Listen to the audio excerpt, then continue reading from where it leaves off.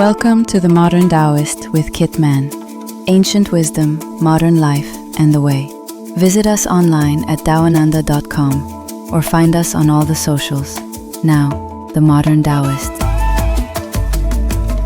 Okay, thank you for arriving and listening to episode 3 of the Modern Taoist. And today I wanted to, I think I want to dispel some stuff. Maybe we may end up having to dispel things over 3 or 4 episodes. Because I see a lot of weird stuff online. Be very, very careful who you choose as your Taoism teacher, your life coach, your psychologist, your guru, anybody that you choose to listen to. Make sure they're not telling you nonsense. Make sure that they themselves aren't completely bonkers. I saw someone claiming to be a Tao teacher, whatever that is, and they were saying that you shouldn't, one of the rules of Taoism, which always makes me laugh because there just aren't that many, is to never wear black because it's a negative connotation and a negative emotion. And kids, it's a color. Or actually, it's bereft of color. Let's not go overboard. That's fashion police disguised as wisdom. The Tao doesn't care what your clothes are. That's just silliness. Do you know how many Qigong masters and Tai Chi Quan masters and Taoism masters and gurus I've seen wear black? That's silly. But then I get why people wonder when I hear stuff like that and see people out there putting stuff like that out there. It clears things up for me a little bit as to why people are always wondering what the rules are. We live in a world where we like to slap labels on everything. And so today I thought we would tackle a few things that I've been asked about a lot over and over in life. And we're just going to call this, Does the Tao Allow That? Now, if you are already a practicing Taoist, please bear with us here. You might want to move on to another episode because this might drive you crazy. Because that question in itself as to whether the Tao allows anything gets to the heart of a misunderstanding that people often bring into Taoist study. Now look, in many traditions, rules are central. I get that. Clear lines of what is permitted and what is forbidden, what is virtuous and what is sinful. We grow up used to that structure. And it's not just Christianity. There are most of the big religions and ways of let's just call them theologies, have all of these rules attached. So it's only natural to say, if you're just encountering Taoism or if you're thinking about, maybe I should learn more about this, it's only natural to say, well, what are the rules? What does the Tao allow? What does it forbid? But Taoism doesn't operate in that framework. Taoism is not a lawgiver. It isn't a judge handing down these decrees of who's good and who's bad. The Tao is the way. It is the natural order of reality, the flow of existence that underlies all things. So to ask whether the Tao allows something is like asking whether gravity allows you to jump. Gravity doesn't have a courtroom. It doesn't care. It just simply is. If you leap, gravity responds. You didn't break a rule that gravity has that said you can't jump, so therefore I'm yanking you back to Earth. Gravity is just its own thing. So you experience the consequence of jumping. You come back to earth, sometimes sort of hard. Same principle applies in Taoism. It's not setting out commandments. Instead, what Taoism is doing is inviting you to observe how things unfold when you live in harmony with it, and how things fall apart when you resist. If you live in arrogance, you're going to find yourself out of step and exhausted and brittle. If you live with humility and awareness, life is going to flow more smoothly for you. This isn't because you're being punished or rewarded. It just is the nature of balance. It's the nature of things. The wind is not punishing you for having a mobile home in Oklahoma. It's just the wind. It doesn't mean Taoism is a free-for-all where anything goes and you just do whatever you want and murder and, it doesn't mean that. It means that instead of these rigid rules, we practice responsiveness. Look at the world as it is and then ask, what is the consequence of this choice? Does it align with the flow of life, or is it pushing me into resistance? Taoism trusts that you're an adult, that you can make these decisions yourself, that you can develop this awareness rather than giving you a checklist.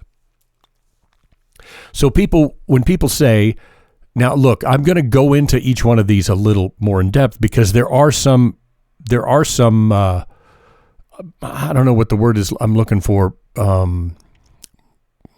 contradictions maybe that you might ask about. But when people ask, does the Tao allow you to drink alcohol or eat meat or have tattoos or go to horror movies or listen to punk rock, they're really asking the wrong question.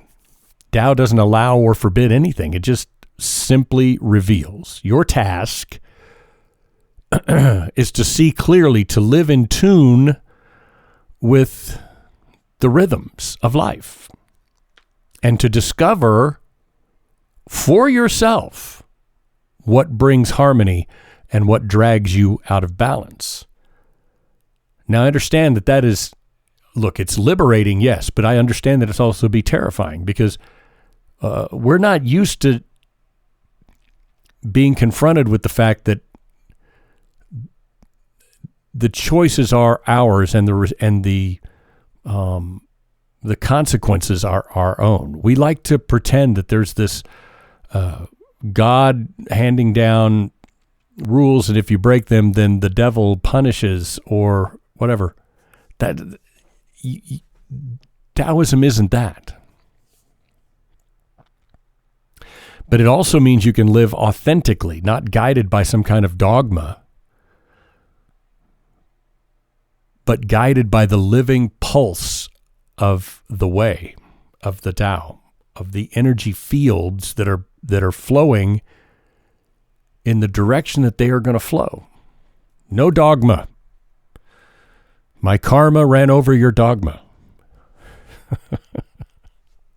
So let's knock them out one at a time, the questions that I have gotten before. Let's just start. I'm not going to go alphabetical, but it kind of sounds like we are because we're going to start with alcohol.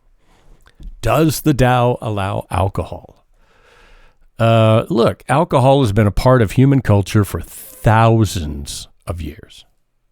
From ceremonial wine in temples to beers with friends, it's just a part of life. So naturally people wonder, hey, can I have a drink if I want to follow Taoism and practice Taoism? If I want to do Qigong in the morning, can I have a beer in the afternoon?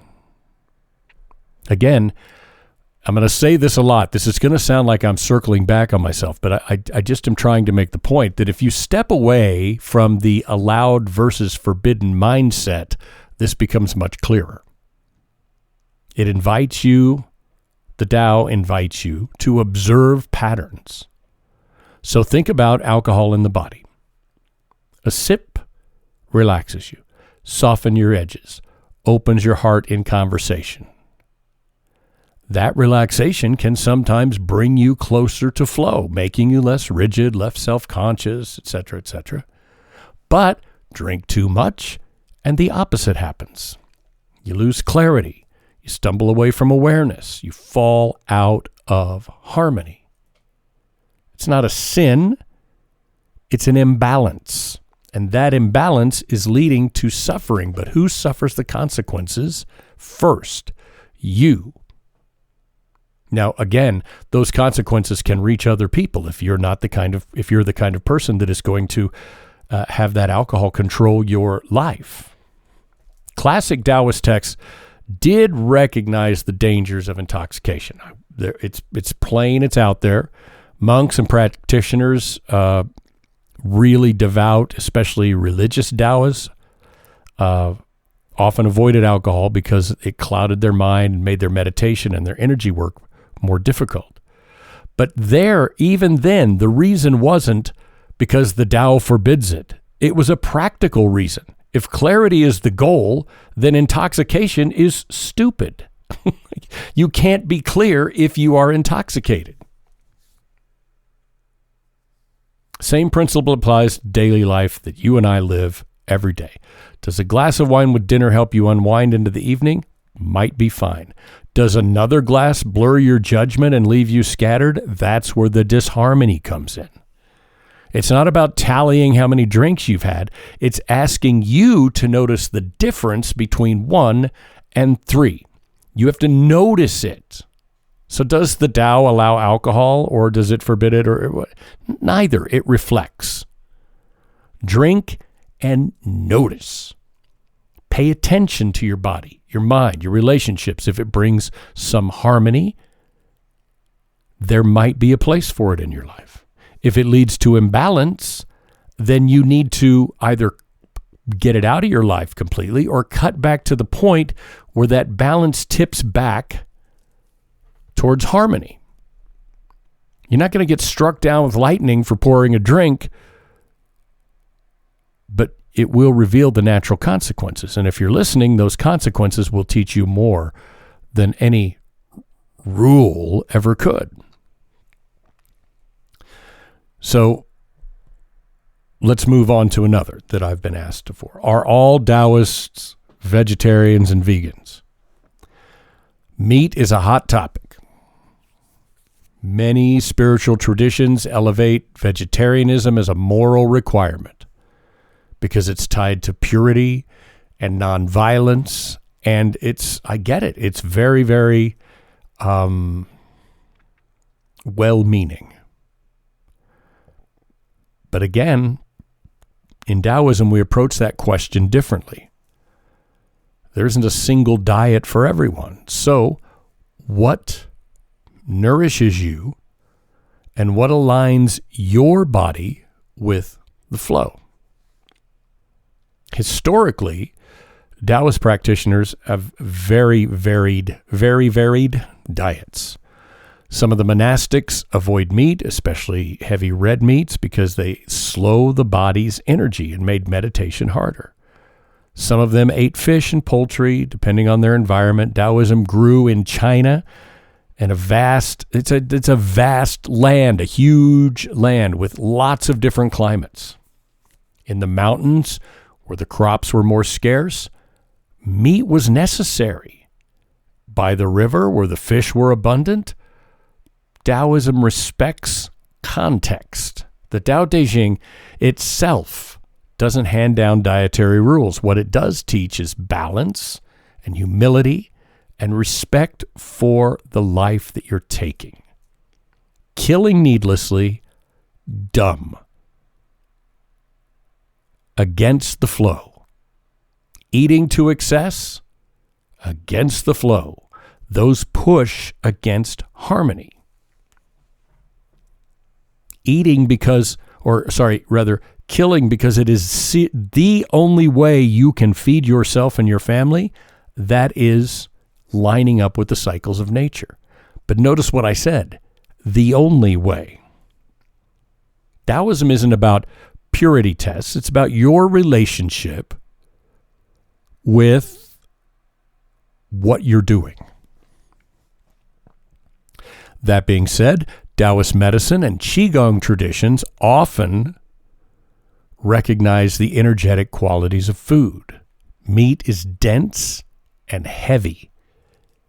It can strengthen your body, but it can also burden your body if overdone. Vegetables and grains, lighter, easier to process, and they support clarity. Neither is inherently sinful. They're just tools, and each one of them has an effect that will either push you out of balance or bring you into balance. So what does this mean? Back to what we've talked about. Again, you're going to hear this over and over. It means paying attention. How do you feel after a heavy steak dinner? Are you energized, strong, satisfied, ready to conquer the world? Or are you sluggish and bloated, dull, tired? How do you feel after a vegetarian or a vegan meal? Light, clear, ready to go, or weak and ungrounded? Taoism isn't asking you to follow a set of rules or a doctrine. What is it? Let's say it again. It's asking you to notice. What is the effect? How does it affect me? Then we get into the ethics conversation. A lot of people are concerned about factory farming and animal cruelty and the ecological cost of meat. And from a Taoist lens, destroying the ecosystems for consumption is clearly, disrupting harmony. It's not just about personal health, it's about the broader balance of the natural world. Eating with awareness means considering the whole picture, not just your little plate. So, can you eat meat? Yup, sure can. As long as you notice what it's doing to you and you're making the choice. If it grounds you and supports balance, it might be part of your path. If it weighs you down or comes from destructive sources, if the animals are being mistreated, it's probably not good for you either. But Taoism trusts you to discover that answer. But again, not for all time, moment by moment, meal by meal, in relationship to the living world around you. That's the point. Another fascinating question that I've had, and initially when people have asked me this, I've kind of chuckled because at first blush, it feels like they want me to say that I'm a contradiction, because they ask, how can you be a Taoist if you have a bunch of tattoos? Tattoos raise a fascinating question, actually, in Taoism, because they're about marking the body. Something deeply personal, but also connected to cultural traditions. And then some people say, wait, altering the body, isn't that against the flow? Shouldn't we leave things as they are? I mean, Confucius, not that you should listen to Confucius because he was a bit of a nut, but Confucian teachings often discourage tattoos. Confucius argued that the body was a gift from your parents and should never be defaced. Traditional Chinese cultures have lots of mixed views on tattoos. Taoism, however, it doesn't say don't touch your body, don't mark your body. It says, what does the act mean? Does it align with your life? Or is it fighting against the flow? In a lot of cultures, tattoos are sacred. They tell stories, they mark rites of passage, they honor ancestors, they are talismans.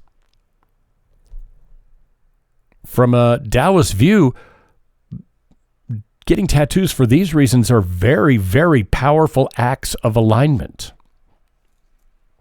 A tattoo can remind you of your journey, a symbol of your path, a way of carrying meaning That doesn't fight the Tao. It actually deepens your connection to it if that's what you're doing. But it's asking you to be honest. Are you marking yourself with awareness as part of your story, or are you just doing it to follow a trend?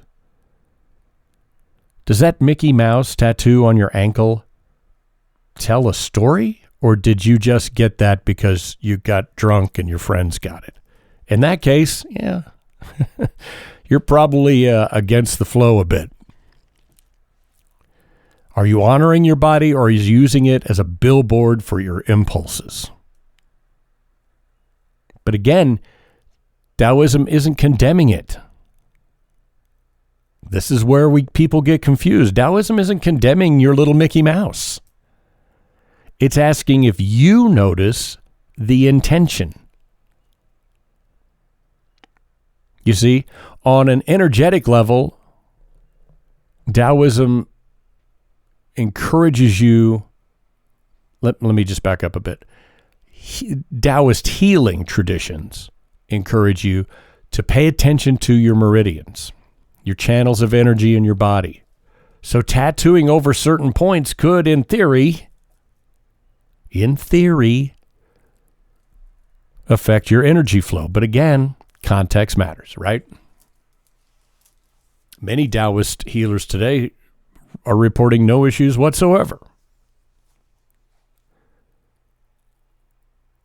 Others do suggest you need to be mindful of the placement. We'll talk about meridians one of these days and Taoist healing and medicine and stuff.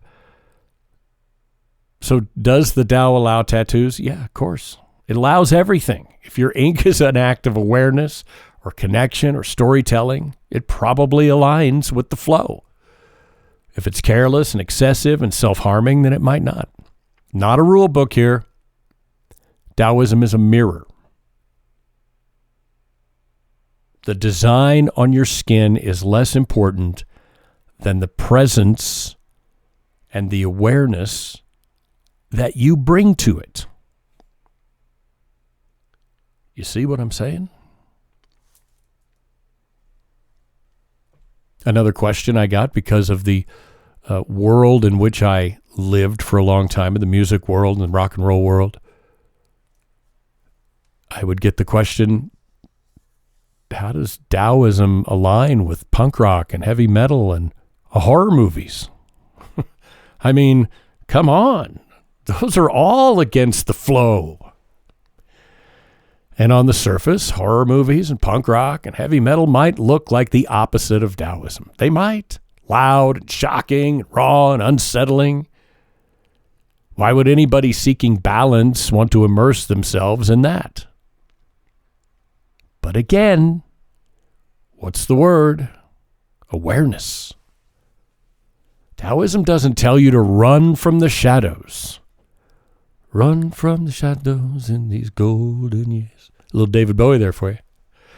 It doesn't tell you to run from the shadows. It teaches you to face them. Fear is part of the natural flow, just like joy and grief and wonder. A horror movie can be a safe ritual space where we meet our fears and dance with them and learn not to be swallowed whole by being scared.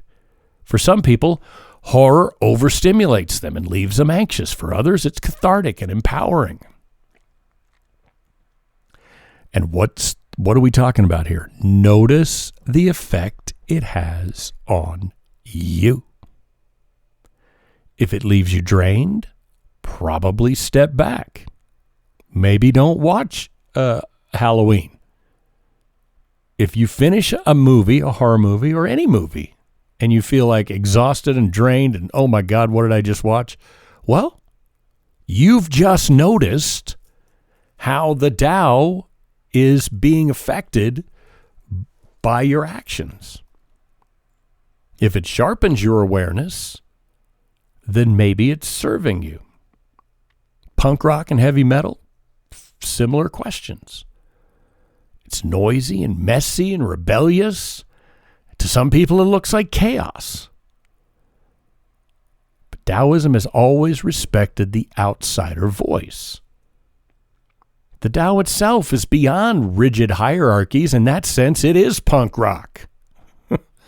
Its refusal to bow down, its refusal to play by society's rules, that shares the Tao's spirit. Still, rebellion will either liberate or tear down. So, notice, does the music connect you to your raw, powerful life force, or is it trapping you into anger and bitterness? Think about people that you know that are really into loud, screamy, heavy metal music, okay?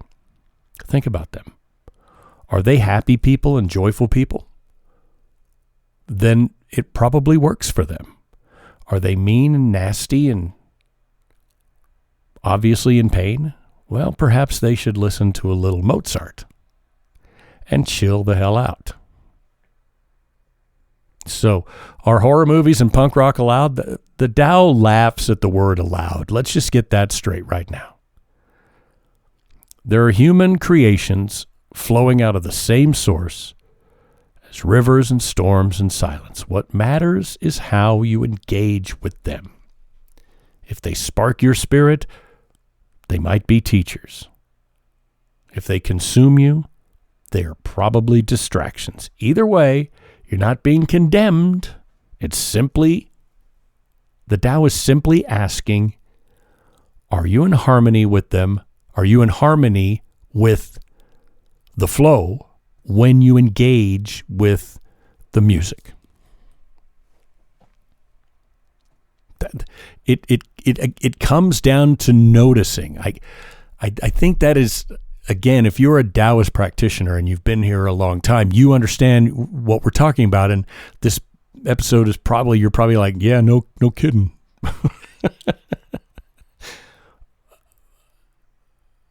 But if you're new and if you're just wondering, you got to get used to that word awareness. The awareness of how your actions, how your hobbies, how your interests are affecting you on a daily basis. So we've walked through alcohol and meat and tattoos and horror movies, punk rock and heavy metal. Very different things, yet everything seems to come down to the same curiosity. And those curiosities, almost always when I'm asked these questions, does the Tao allow that? The curiosities come from a place of anxiousness. And my answer is always, the Tao doesn't hand out rules. It reflects patterns. So when you ask, does the Tao allow this, you're really asking, can I live this way and still be in harmony? Because the only true judge, boys and girls, is you. And I'm pausing for effect there because a lot of people don't still understand that. Taoism doesn't want blind obedience. It wants you to be aware. It asks that you notice the consequences of your choice and then live responsibly. Alcohol will either relax you or cloud you. Meat might nourish you or weigh you down and make you gut sick.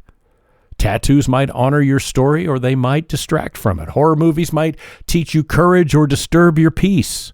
Punk rock might liberate you, but it also might harden you into rage. None of these things are inherently right or wrong. They're just mirrors. And that is the beauty of Taoism. It doesn't hide behind commandments. It doesn't lie to you through allegory. It asks you to pay attention and to become your own compass. And boy, yeah, hey man, it's a lot harder doing that than having rules to follow.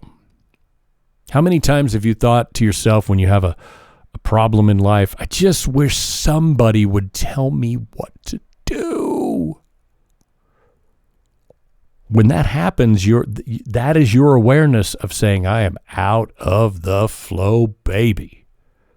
What did I do to get here? Because following rules, a list of commandments, then you can go, well, I can probably get forgiveness for this.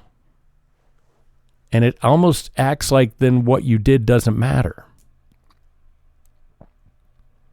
So yeah, it's harder than following rules, but it's also more alive and more authentically you. Right? You understand? So the next time someone says, does the Tao allow that? Picture me just smiling because there is no allow or forbid. It simply is. And the more you learn to flow with it, the less you'll need rules, period. Because you'll already be doing what's right. Because your sense of right and wrong immediately becomes your sense of self. Because you've become self-aware. Self-aware sucks sometimes.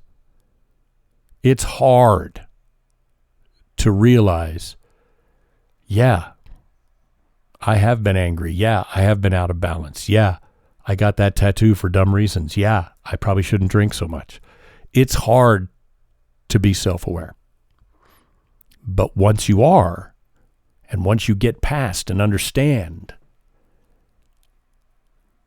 that you can get back in the flow, you can return to the Tao anytime you want. Sometimes the climb up the mountain's a little steeper, but you can still do it. Is it allowed? Yep. That's the answer to the question. That's the short answer. The previous 32 minutes was the long answer. All right, that's going to wrap up this episode. We will have varying lengths on these episodes. I'm shooting for about 45 minutes per, but some things like this topic, pretty simple to lay it all out. And we're going to be in that 35 to 40-minute range probably by the time we're all said and done here. Thank you so much. Please don't forget to like or subscribe on whatever platform you happen to be on. We are on all of them. So if you were listening right now through a platform where you're just listening online or through the website or something, and you want to find us on whatever you prefer, Apple or Spotify or Amazon, iHeartRadio, all the big ones and many of the little ones, you will find us by looking up the Modern Taoist. You can also go to daoananda.com. That's D-A-O, not T-A-O. Because you can spell it however you want, the Tao doesn't care. It is simply a translation issue. Okay. D-A-O. A-N-A-N-D-A. daoananda.com. My name is Kip Man. I hope you have enjoyed our little talk today. And we'll join us again on the next one. Thanks for listening to The Modern Taoist with Kip Man. Visit us online at daoananda.com or find us on all the socials. Please like or subscribe on this platform, and thanks again.